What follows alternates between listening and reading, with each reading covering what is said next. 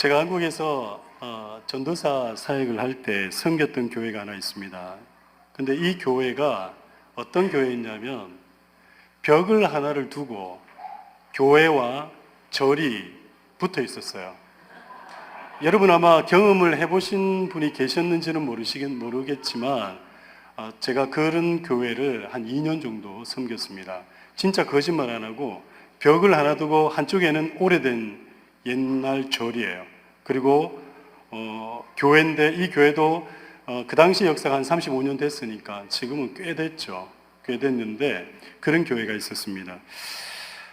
역시 한국에서 이런 교회가 있었다고 합니다. 벽을 하나 사이로 둔 교회와 이렇게 벽을 하나로 사이로 둔 절이 있었는데 어느 날 스님들이 긴급하게 모여서 중요한 회의를 하게 되었다고 합니다. 왜냐하면 아주 난감한 문제가 발생을 한 겁니다. 새벽마다 스님들이 아침 명상을 할 때면 옆 교회에서 이제 새벽 기도를 시작하거나 할 때 되니까 주여 삼창을 외치는 소리가 지금 담을 넘어 들어오는 거예요. 그러니까 주여 삼창을 외치는 통에 이 스님들이 아침 명상을 하다가 자신들도 어느 순간 아침마다 교회 옆에서 주여 삼창을 하니까 그걸 속으로 따라하기 시작했다라는 거예요. 그래서 자신들도 모르게 주여와 아멘이 입에 붙어버린 거예요. 자기들도. 그래서 옆 교회에서 주여 삼창을 외치지 못하도록 그 교회 목사님과 단판 짓기로 그 결정을 한 겁니다. 회의를 한 겁니다. 근데 문제가 있습니다. 문제는 뭐냐면 누가 그러면 그 옆 교회 목사님께 가서 그 주여 삼창을 하지 말라고 단판을 짓느냐라는 거였습니다. 한참 동안을 이 스님들이 회의를 했습니다. 누가 가야 하는지에 대해서 토의를 하는 중에 한 스님이 손을 들고 말했습니다. 소승이 십자가를 지겠습니다. 그러자 이제 옆에 있던 스님들이 한 목소리로 아멘 하고 화답을 한 거예요. 여러분 오늘날 교회와 성도들을 향해서 이런 말이 있습니다. 십자가를 잃어버린 세대. 왜 이런 말을 듣게 되었을까요? 우스갯소리지만 그 스님들도 십자가를 지신다는데 요즘 교회에서는요 십자가를 지겠다라고 말하는 사람들을 만나기가 쉽지 않습니다. 심지어 기도하시는 분들의 기도 내용을 봐도 십자가를 지겠다고 기도하시는 분들이 거의 없습니다. 물론 제가 기도를 엿들은 건 아니고요. 그냥 들리니까 들어봤는데 십자가를 지겠습니다. 이렇게 기도하는 기도가 또 기도하는 분들이 많지 않은 것 같습니다. 제가 어릴 적만 하더라도 교회를 위해서 십자가를 지겠다는 이들이 많이 있었습니다. 그런데 요즘은 십자가를 진다고 말하는 것 자체가 좀 이상하게 보이는 세대가 되었다라는 겁니다. 심지어 십자가를 져야 한다고 하면 행여나 자기에게 불이익이나 올까봐 그리고 자기가 덤탱이를 쓸까봐 모두들 몸을 사리기나 하지 기꺼이 자신이 십자가를 지겠다 그리고 지겠습니다라고 하는 분들이 보기가 어렵다라는 겁니다. 복음서에 의하면 예수님께서 모두 3번에 걸쳐서 자신이 예루살렘에 올라가게 되면 거기서 십자가에 달려 죽게 될 것이고 사흘째 되는 날에 살아날 것이라는 말씀을 하신 것을 보게 됩니다. 그 3번의 기록이 마태복음, 그리고 마가복음, 누가복음, 우리가 일반적으로 얘기하는 이 공관복음, 이 복음서에 다 나와 있다는 것. 이 3번 다 말씀하신 내용이 3 복음서에 다 기록이 되어 있다는 것. 이것만 보아도 예수님의 고난과 죽으심과 부활 사건이 굉장히 중요한 사건이다라는 것을 우리는 알 수 있다는 겁니다. 그 3번의 사건, 3번의 예고 사건을 비교하면서 그 사건들이 어떤 의미를 갖고 있는지 오늘 우리에게 주는 메시지가 무엇인지를 함께 찾아보고자 합니다. 예수님께서 처음으로 당신의 죽으심과 또 부활을 말씀하신 것은 마태복음 16장에서 등장합니다. 여러분이 잘 아는 내용입니다. 예수님께서 제자들과 함께 갈릴리 지방에서 전도하실 때 베드로가 불쑥 튀어나와서 이야기합니다. 주는 그리스도시요 살아계신 하나님의 아들이십니다 라고 고백을 합니다. 그 고백 이후에 예수님께서 처음으로 자신의 고난과 죽으심과 부활을 이야기를 하십니다. 그런데 첫 번째 예수님의 죽음과 부활에 대한 예고에서는 특이한 것이 하나 발견이 됩니다. 예수님께서 자신의 죽음과 부활을 이야기하시면서 중요한 부사를 하나 쓰십니다. 바로 어떤 부사냐면 반드시라는 말을 강조하고 있음을 보게 된다는 겁니다. 우리가 가진 개역 한글 성경에는 나타나 있지 않지만 헬라어 원어 성경이나 그리고 세번역, 우리가 지금 바이블 타임으로 읽고 있는 거 있죠. 세번역 그 성경에 보시면 반드시라는 이 단어가 성경에 붙어 있습니다. 마태복음 16장 21절의 말씀을 세번역으로 제가 읽어드리겠습니다.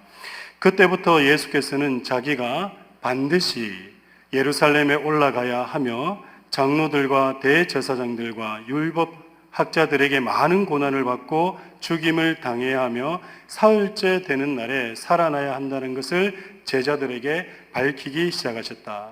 지금 16장의 말씀은 제자들 중에 그 누구도 예수님의 죽음을 생각하지 않는 상황 속에서 일어난 겁니다. 방금 전까지 지금 베드로가 당신은 살아계신 하나님의 아들 그리스도의 의미가 뭐죠? 메시아, 구원자라는 거예요. 당신은 구원자이십니다 라고 베드로의 그 위대한 신앙 고백이 있은 후에, 그리고 그 신앙 고백 때문에 다들 들떠 있는 거예요. 지금 흥분해가 있는 겁니다. 왜? 이제 곧 들어가면, 예루살렘으로 들어가면 우리 예수님이 왕으로 등극하시고 자기들도 한 자리씩 차지할 거다라는 생각을 하고 있었기 때문에. 근데 이런 상황 속에서 느닷없이 자신이 죽을 것을 말씀하시는 거예요. 그러니 제자들이 예수님의 말씀을 받아들일 수가 없었을 것입니다. 그래서 베드로가 예수님의 멱살을 잡고 안 됩니다라고 말한 거예요. 하지만 예수님께서 예루살렘으로 향해 가시는 이유를 이해하지 못했던 제자들에게 자신이 이 땅에 오신 목적이 무엇인지 확실히 깨우쳐 주시고자 반드시라는 이 단어를 붙여놓고 강조하셨다는 겁니다. 또한 예수님의 죽음은 결코 피할 수 없음을 제자들에게 말씀하고 계시는 것입니다. 그리고 시간이 1년 정도 흐릅니다. 제자들이 예수님의 고난과 죽음에 대해서 까마득히 잊을 쯤 됐을 때, 잊고 있을 쯤, 그때 또 한 번 말씀하십니다. 이때가 언제냐면 예수님께서 변화산 올라가십니다. 무슨 산 이름이 변화산은 아니에요. 산에 올라가시는데 거기에서 예수님이 이제 변화돼서 우리가 변화산 사건이다 이렇게 명명을 한 건데, 산에 올라가셔가지고 변화산 사건이 있고 난 다음에 내려오십니다. 내려오셔서 어떤 일이 있습니까? 귀신 들린 한 아이를 구원해 주십니다. 고쳐주십니다. 그 고침이 있고 난 다음에 또 이 예수님의 죽으심과 부활을 얘기하십니다. 그것이 바로 마태복음 17장 22절에서 23절의 말씀인데 세 번역으로 또 읽어드리겠습니다. 제자들이 갈릴리에 모여 있을 때에 예수께서 그들에게 말씀하셨다. 인자가 곧 사람들의 손에 넘어갈 것이다. 사람들은 그를 죽일 것이다. 그런데 그는 사흘째 되는 날에 살아날 것이다. 그렇게 말씀하시니 그들은 몹시 슬퍼하였다. 그리고 마지막 세 번째 말씀이 바로 오늘 우리가 읽었던 본문의 말씀입니다. 두 번째 말씀을 하고 난 다음 또 1년 뒤에 또 예수님께서 죽으심과 부활을 얘기하시는 거예요. 공생의 3년 마지막 해 때 얘기를 하시는 거예요. 예루살렘 입성하기 전에 여리고를 지나가시거든요. 여리고 지나갈 때 누굴 만나죠? 누가복음에 보면 삭개오를 만나는 사건이 나옵니다. 삭개오를 만나기 전에 예수님께서 또 제자들을 따로 불러서 마지막으로 세 번째 죽으심과 부활에 대해서 말씀하십니다. 그래서 이 세 번째 말씀이 바로 오늘 본문의 말씀인데요. 이 본문의 말씀도 제가 세 번역으로 다시 한 번 더 읽어드리겠습니다. 예수께서 예루살렘으로 올라가시면서 12 제자를 따로 곁에 불러놓으시고 길에서 그들에게 말씀하셨다. 보아라, 우리는 지금 예루살렘으로 올라가고 있다. 인자가 대제사장들과 율법학자들에게 넘겨질 것이다. 그들은 그에게 사형을 선고할 것이며 그를 이방 사람에게 넘겨주어서 조롱하고 채찍질하고 십자가에 달아서 죽게 할 것이다. 그러나 그는 사흘째 되는 날에 살아날 것이다. 지금 예수님께서 뭘 얘기하고 계시냐면 자신이 온갖 고난을 다 당하시고 십자가에 달려 죽으실 것이 분명하다라는 것을 얘기하고 계시는 겁니다. 물론 예수님께서도 이걸 분명히 알고 계셨습니다. 그런데 예수님 입장에서 사실 인간이라면 그 누구라도 당하고 싶지 않은 이 고난, 인간이 당할 고난 가운데서 가장 고통스러운 고난을 당하셔야 된다는 거 예수님은 아셨습니다. 그래서 예수님께서도 이 고난이 피할 수만 있으면 피하고 싶으셨습니다. 그러나 그것이 하나님의 뜻이기에 예수님께서는 그것을 피하지 않으시고 그 고난을 겪기 위해서 예루살렘으로 올라가셨습니다. 또한 제자들에게 3번씩이나 미리 말씀하시면서 제자들로 하여금 마음의 준비를 하게 하신 겁니다. 왜냐하면 이것이 너무나 엄청난 사건, 엄청난 일이기에 제자들에게 미리 3번씩이나 말씀하시면서 앞으로 일어나게 될 십자가의 사건을 어떻게 제자들이 감당해야 될지, 대처해야 될지를 생각하게 하신 거라는 겁니다. 그래서 제자들로 하여금 준비케 하신 것입니다. 예를 들어 예수님이 3년간 공생애를 사시면서 자신의 고난과 죽으심과 부활에 대해서 자신들에게 전혀 말씀하지 않으신 것이 아니라 조금씩 준비할 수 있도록 말씀을 하셨다는 겁니다. 그런데 이 말씀을 3번씩이나 들었던 제자들은 어떠했냐라는 겁니다. 예수님은 3번이나 자신의 죽음과 부활에 대해서 이야기를 하셨는데 그 죽음과 부활을 들었던 제자들은 어떤 반응을 했냐라는 거예요. 예수님께서 자신의 죽음과 부활을 차근차근히 준비해 가시는 동안 예수님의 말씀을 들었던 제자들은 예수님의 죽음과 부활에 대해 어떻게 생각하고 어떻게 준비했으며 어떠한 반응을 보였는지 우리가 한번 봐야 됩니다. 마태복음 기자는 3번에 걸친 예수님의 순환 예고에 대해 제자들이 보인 반응이 미묘하게 변하고 있음을 우리에게 간접적으로 보여주고 있습니다. 그리고 이것이 오늘 우리들의 자화상이 아닌지 우리는 한번 살펴보아야 합니다. 제자들의 반응을 한번 보겠습니다. 예수님께서 맨 처음 죽음과 부활을 예고하셨을 때 베드로가 나서서 그것을 막았다라는 것은 아주 유명한 이야기입니다. 마태복음 16장에 나와 있습니다. 세 번역으로 제가 한번 읽어드리겠습니다. 마태복음 16장 21절에서 22절인데요.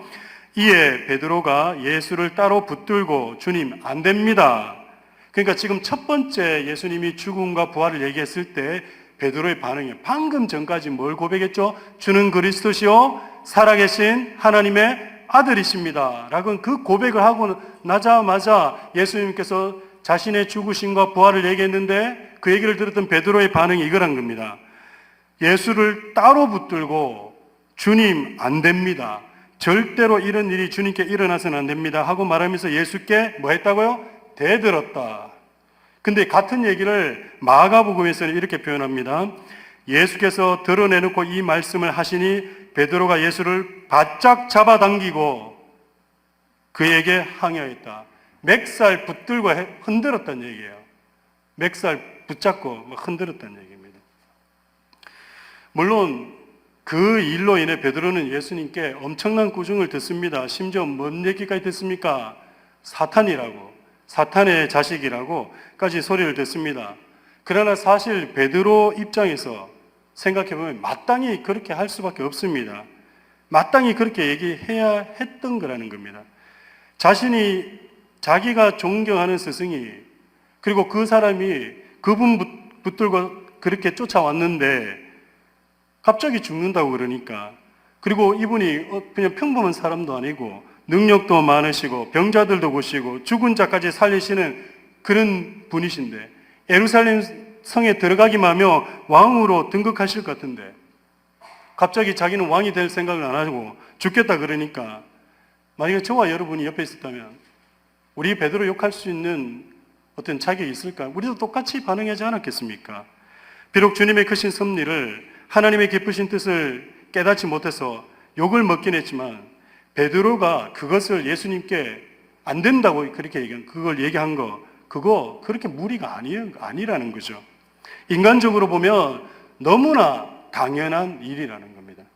그리고 본문에 베드로가 대표로 나오기는 했지만 다른 제자들 생각도 별 다르지 않았을 거예요.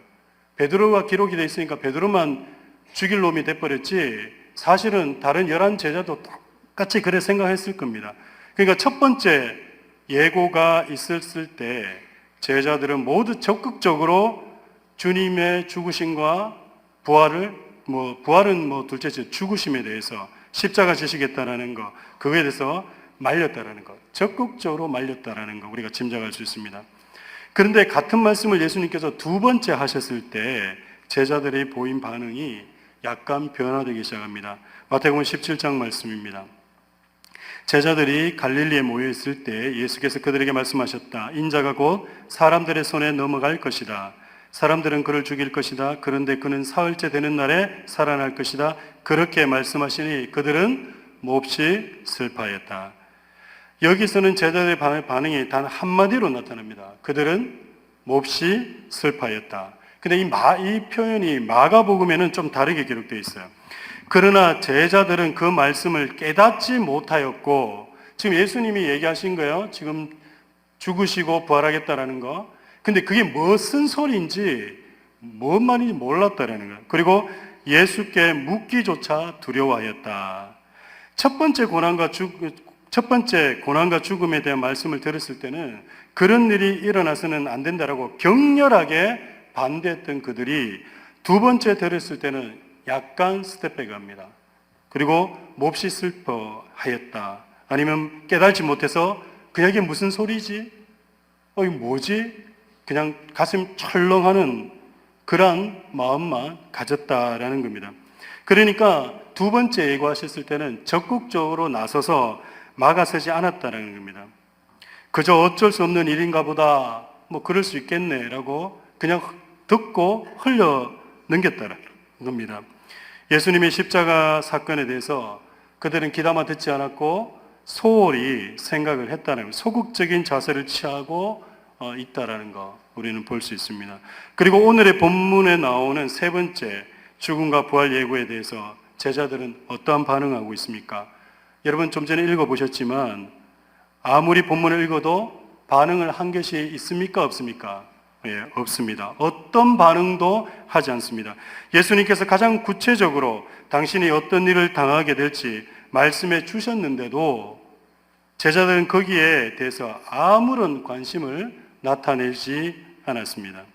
심지어 이방 사람들이 예수님을 조롱하고 채찍질하고 십자가에 달아서 죽게 할 것이라고까지 말씀하셨음에도 불구하고 제자들은 거기에 대해 아무런 대꾸도 하지 않았습니다.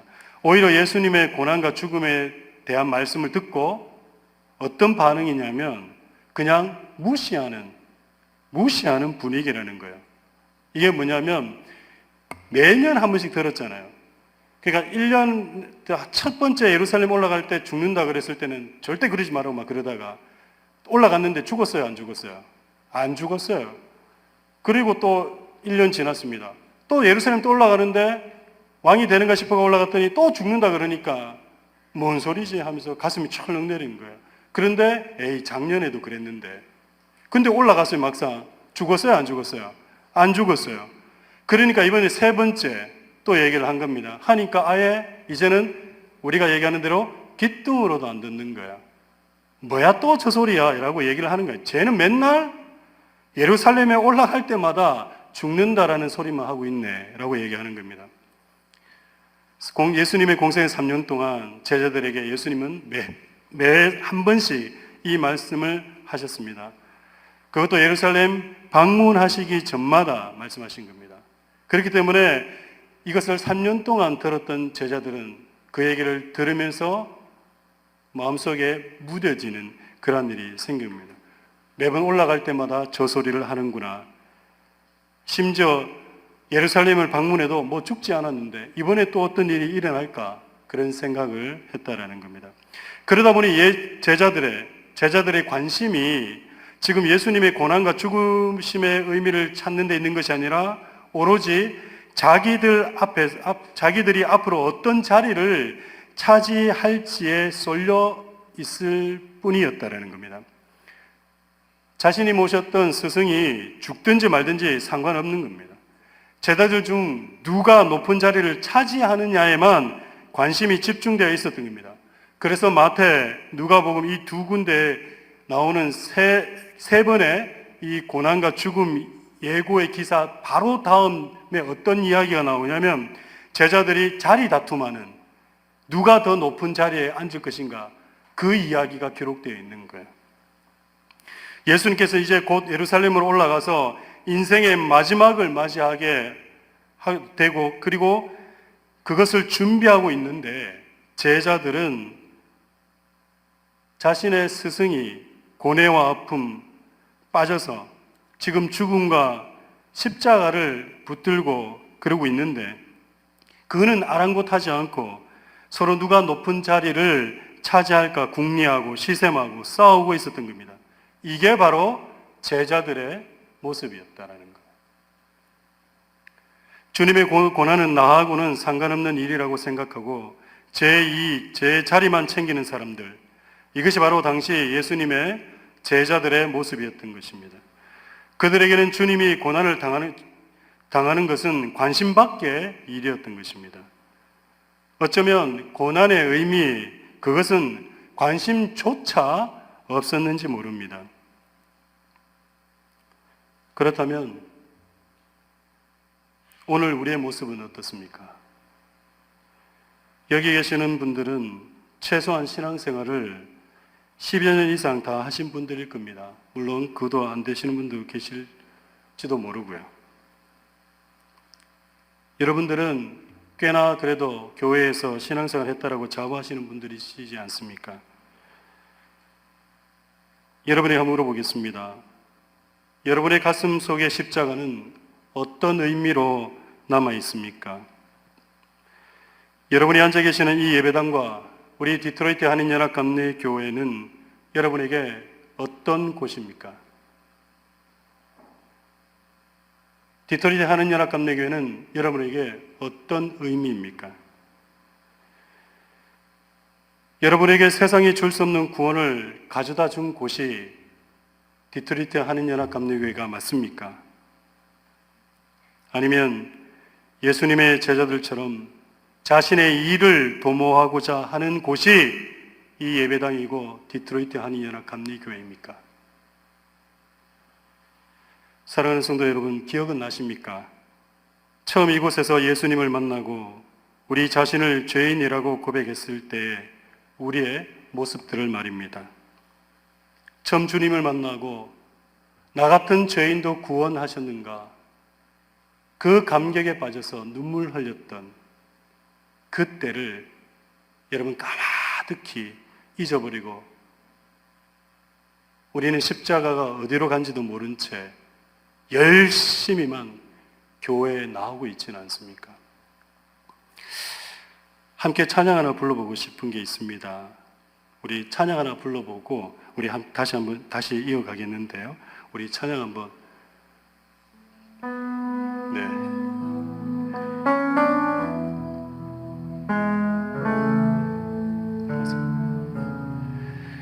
내가 처음 주를 만났을 때 외롭고 또 쓸쓸한 모습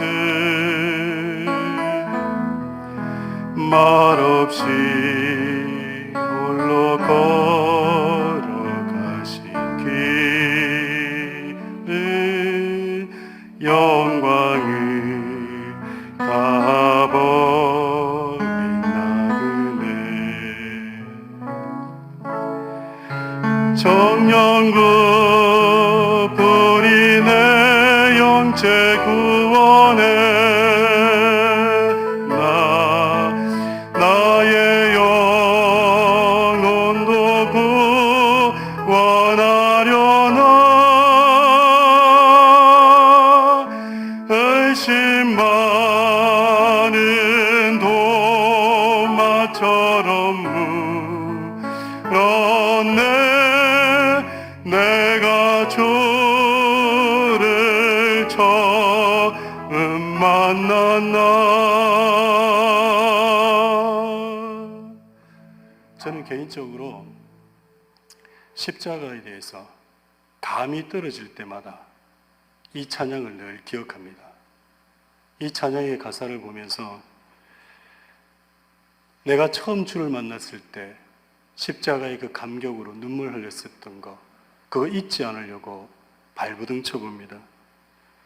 찬양의 가사처럼 외롭고도 쓸쓸한 모습, 말없이 홀로 걸어가신 그 길, 누구 때문에 그 영광스러운 길을 다 버리고 나를 구원하시고자 십자가 지시고 죽으셨다라는 것, 그걸 깨닫게 되니까, 그래서 내가 구원받았다라는 사실을 알게 되니까 몸둘 바를 몰라서 3일 동안 뒹굴면서 교회당에서 울었던 그때를, 그래서 내 마음속에 십자가가 사라지려고 할 때마다 저는 이 찬양을 조용히 혼자 불러보곤 합니다.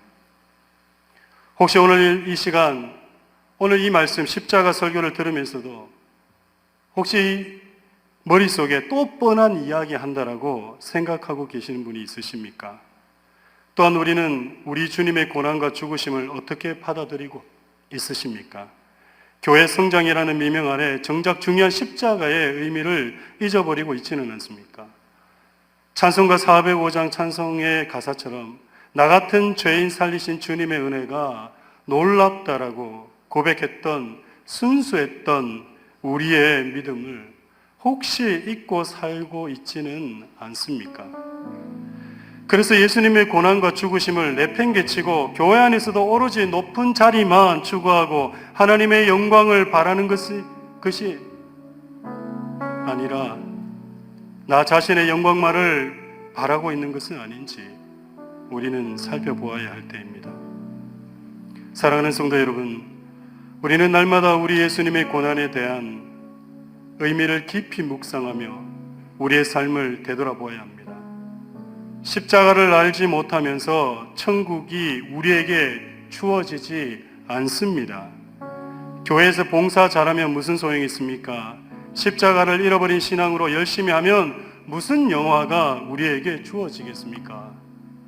열심히만 일했지 우리에게 영생이라는 것, 영원한 생명이 주어지지 않습니다. 십자가를 잃어버린 믿음 생활을 하면서 허구한 날 복 달라고, 내 가정, 내 사업장 잘 되게 해달라고 기도할 뿐이지 주님께서 우리에게 주신 영원한 생명에 대해서는 아무 생각이 없는 믿음 생활을 하게 되는 것뿐입니다. 그러니 조금만 시험이 와도, 시련이 와도 우왕좌왕하고, 시험 들고 교회가 내 입맛대로 움직여지지 않는다고 불평불만하게 되는지 모릅니다. 사랑하는 성도 여러분, 진실로 주님을 따르는 제자다운 제자의 삶을 살게 되시기를 축원합니다. 그러려면 우리 가슴 속에 잊혀진 십자가가 다시 회복이 되어야 될 줄 믿습니다. 십자가 앞에서 내 영혼이 깨어나야 합니다. 십자가 앞에서 내 영혼이 거듭나야 합니다. 지금까지 매너리즘에 빠져서 십자가를 잃어버리고 교회 생활만 하고 있지 않은지 다시 한번 우리의 믿음을 점검해보고 복음으로 다시 회복되고 새로워지는 시간이 되시기를 축원합니다. 우리 이 시간 다 같이